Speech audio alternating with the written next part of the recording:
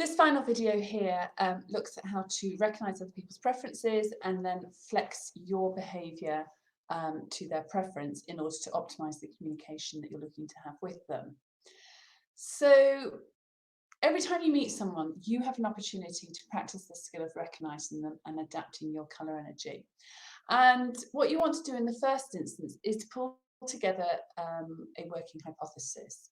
So the first question you want to ask yourself is to figure out whether somebody has more of an introverted preference. So do they tend to think to speak, as people do who lead with cool blue and earth green?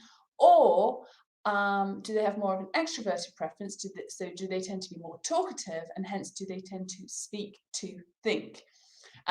Which tends to be the preference of people who lead with fiery red and sunshine yellow. And this one is probably the easier of the two criteria to identify. Then what we want to do is to figure out whether somebody is more task orientated or more people orientated, and we can often see that in terms of their behaviours. So are they more formal in their behaviours, or are they more relaxed? So people who lead with cool blue and fiery red tend to be more formal, and you'll see that in terms of their dress code, how they conduct themselves at meetings, how they introduce themselves on the phone, how they sign off at the end of emails, versus those who are more relaxed and more informal, so are individuals who lead with earth green and sunshine yellow. And what this gives you is a working hypothesis of which quadrant somebody may lead from. And then what you're looking to do is to build other clues to see whether that reinforces your hypothesis, or whether you may need to flex your hypothesis given the new evidence that you are picking up. Emails, of which we all receive dozens and dozens and dozens every day, are a great indicator of somebody's preference. So let's just have a look at 4 here and see how the colour preferences play out. So this first one here, we did it. I was picked to represent our team for the Japan Manufacturing Excellence Exchange Programme. Wish you could all go with me. We'd have a great time. I'll be leaving at the end of March and we've gone for 2 weeks. Wish me luck. If you want to ask me anything while I'm there, send me the stuff before I go. So we can feel the energy, we can feel the enthusiasm flowing out of this email. So my suggestion is, this person would lead with sunshine yellow, and that would be how I would respond to them in the first instance, in order to keep them feeling comfortable, in order to keep them in a place where they feel resourceful and put us in the best position to be communicating together. This email here, you can see is a little bit more formal. There's more detail in there. It's longer, and it just, it contains far more details, and also points out, who's going to be in charge whilst this individual is away. And this email absolutely belongs to somebody who leads with cool blue energy. So clear process, clear structure, and attention to detail. This next one here, dear Janice, I'm pleased that you're coming to visit. It'll be a great chance for us to get to know each other better, and for me to really understand what I can do to help you in your business, etc., etc. I would suggest that this email would come from somebody who's got a preference for earth green energy, and it's much more about the caring, the individual, making sure that other person is super comfortable, and connecting with them. Then our final email here, no content, literally just a subject line: send me your phone number ASAP, I need to talk to you.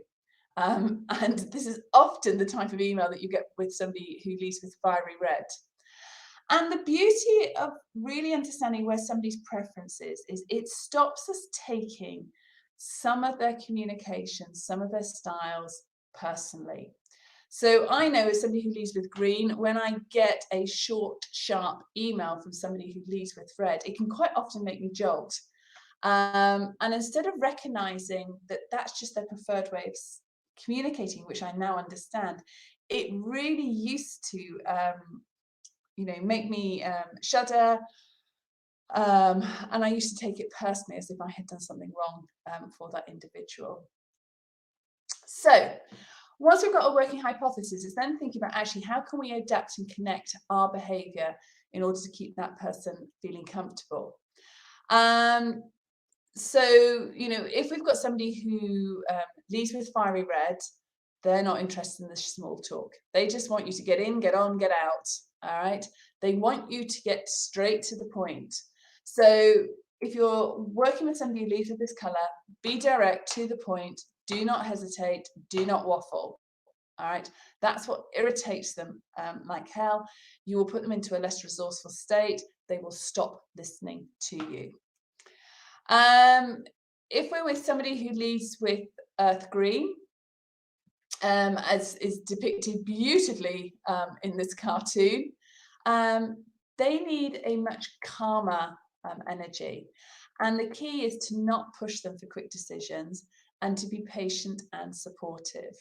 And if you give them breathing space to think themselves out and to come to a decision, then you will get the best from them. When you rush them and push them into decisions, that's when they panic, that's when they become flustered, and you end up with a person who leads with green becoming very triggered. Our sunshine yellow characters, or those that lead with sunshine yellow, organisation, although they've got the ability to do it just like the rest of us, isn't always their strong point, and it's often something that they need to dial up. So, we can see in the cartoon here, is this a posse or something that you have to organise? And to keep them resourceful is about making sure that you don't impose routine on them. When you are flexing your style, it's making sure that you're being friendly and sociable. And I would just add, it's making sure you bring some energy and some enthusiasm to that interaction as well. And then finally, cool blue. So those of you that lead with cool blue, I'm sure this will make you smile. And there's a ring of truth sitting here. So perfectly organised for my spontaneity session. And if you are looking to connect with somebody who leads with cool blue, then the key is to keep them feeling comfortable in you, to be really well prepared and thorough, and to not be flippant about the important issues, because that will absolutely trigger them. So hopefully that's given you some clues about what you can be doing to flex your style to meet the needs of these of each group. And the key is, this is not about changing yourself completely. This is not about hijacking your personality.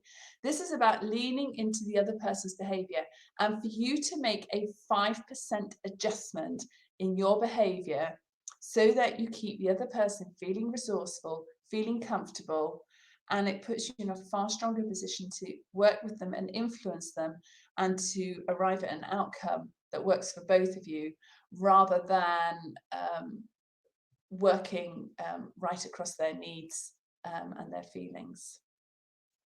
So, in conclusion, it's just thinking about how we're going to transfer this all back to the workplace. So it's just remembering the key messages of each of the colour preferences are: fiery red is all about do it now, sunshine yellow is about do it together, earth green is about doing it harmoniously, and cool blue is about doing it right. We are a mix of all four of these energies.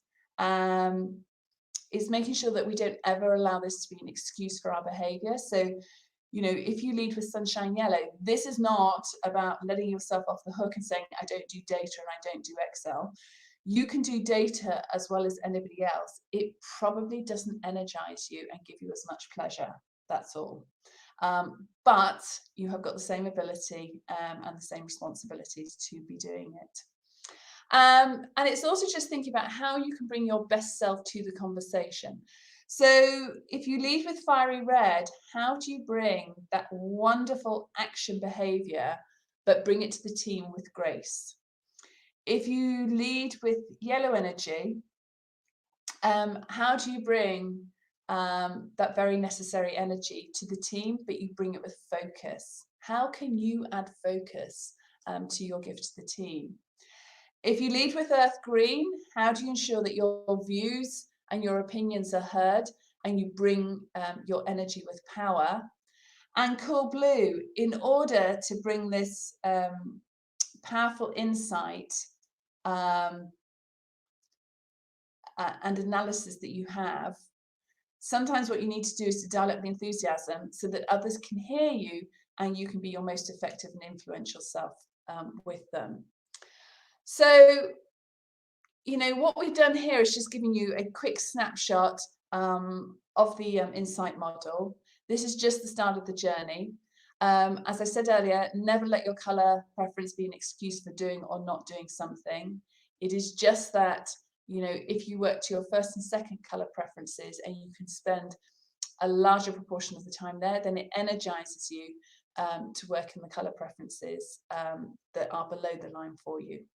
Remembering that we're a mix, that we are individual and we're a mix of all 4 colours, and to box people is a misuse of this model. And it's a wonderful way to have a common language throughout a team so that you can be having those important and challenging conversations with each other and using insights as a vehicle to do that.